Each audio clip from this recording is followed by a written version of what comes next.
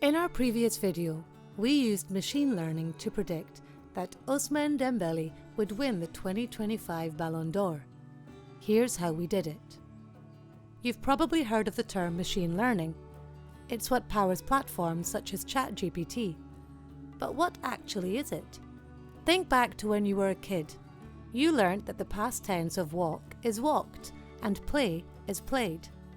Now, if someone were to ask you, what is the past tense of talk, you'd probably make an educated guess and say talked.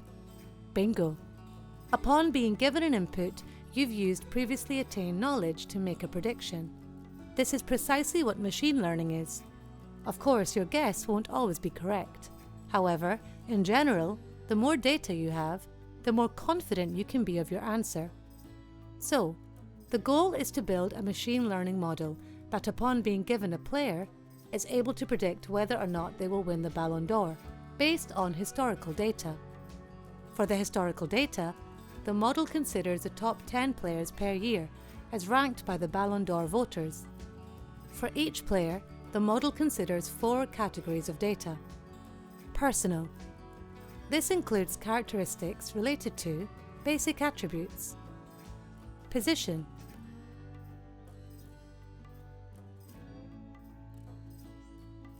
Club. And nationality. Club honours. Did they win the league? The main domestic cup? The Champions League? Or a major international tournament? Individual stats. How many club appearances did they make? And club goals did they score during the season? This is intentionally left simple to even the playing field. There's a lot more data available now than there was in the 1960s. And Ballon d'Or rankings. Did they previously rank in the top 10 at any point in their career?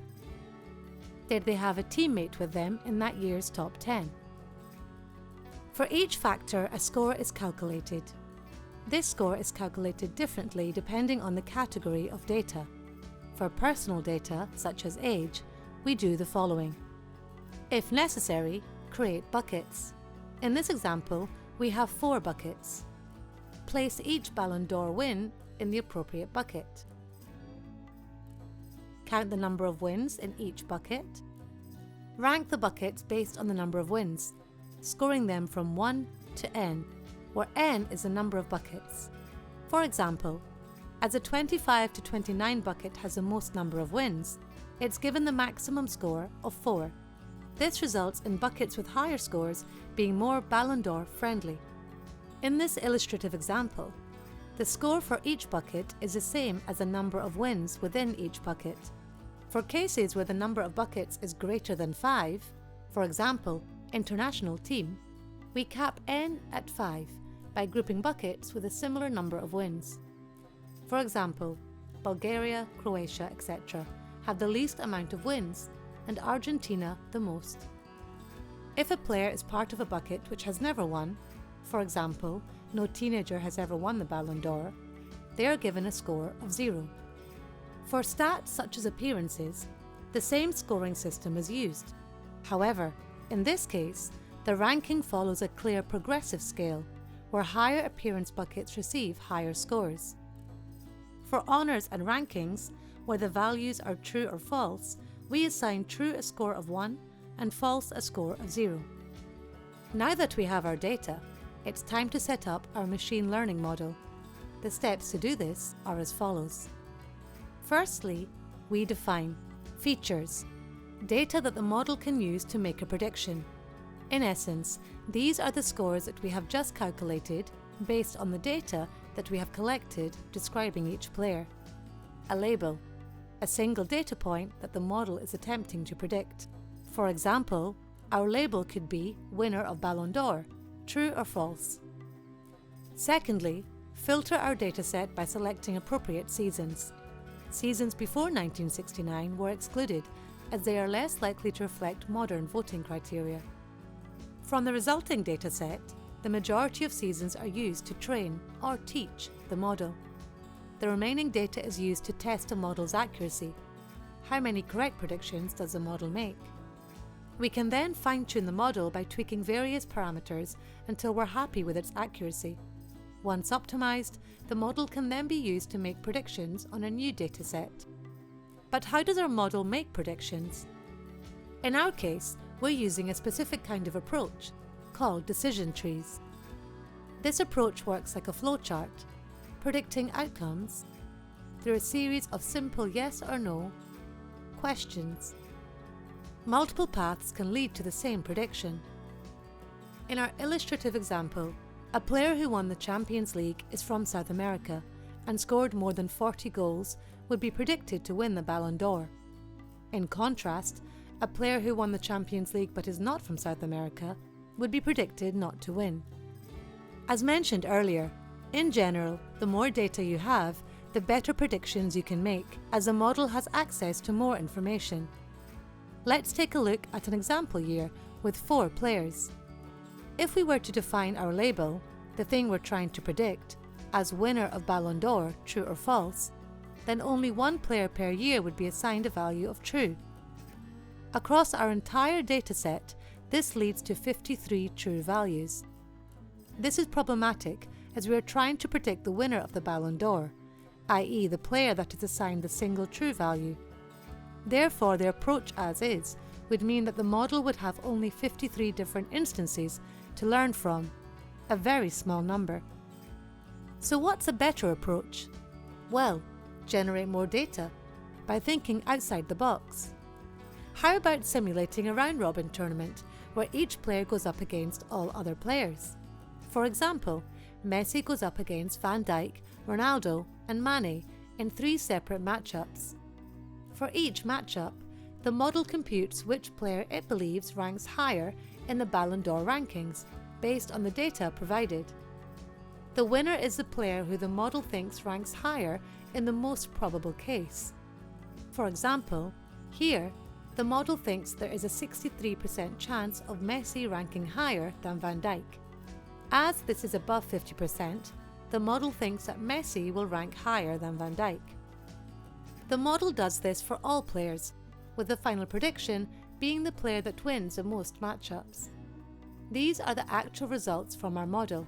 You can see it has a bias towards attackers, as Van Dijk loses all of his matchups despite finishing in second place in the actual rankings.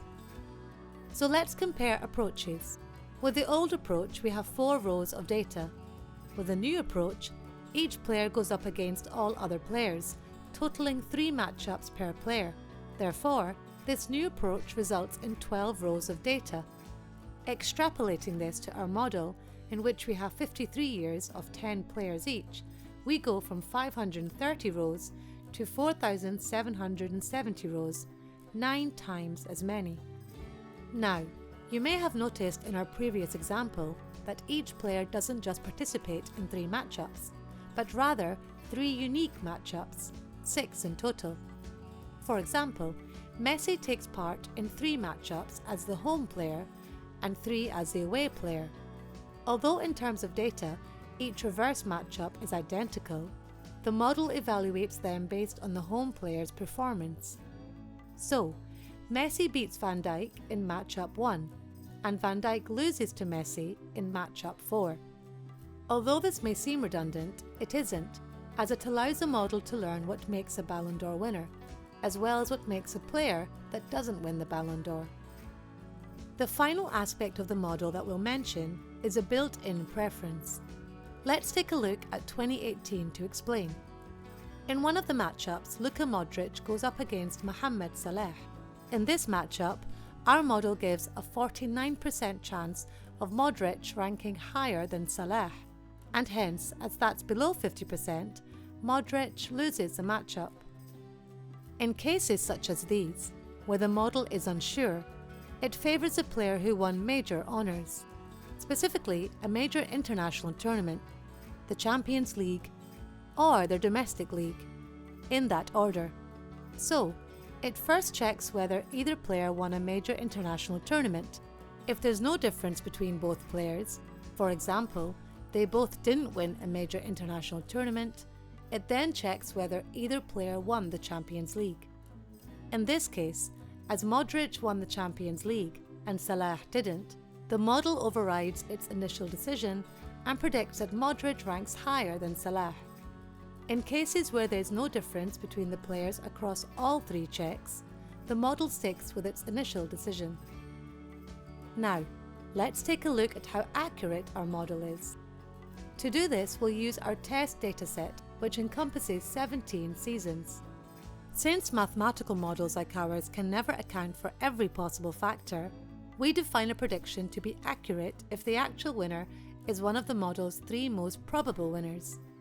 With this in mind, our model does pretty well. Out of the 17 predictions, 14 of them are defined as accurate. The model fails to predict Michael Owen, Pavel Nedved, and Luka Modric as winners. Possible reasons for this include: they're midfielders. Midfielders don't win as often as attackers. They're from countries without much historical Ballon d'Or success. They didn't win the league or the Champions League. They scored a relatively low number of goals across all club competitions. And they hadn't been previously recognised by the Ballon d'Or. Instead, their wins were likely driven more by narrative, standout performances, and leadership, all of which our model doesn't account for. So, there we have it. That's the model. We hope this video has helped demystify data science and machine learning, making it feel more approachable, and maybe even sparked some ideas for your own projects. A big thank you for watching. Please like and subscribe if you want to see more videos like this. Thank you.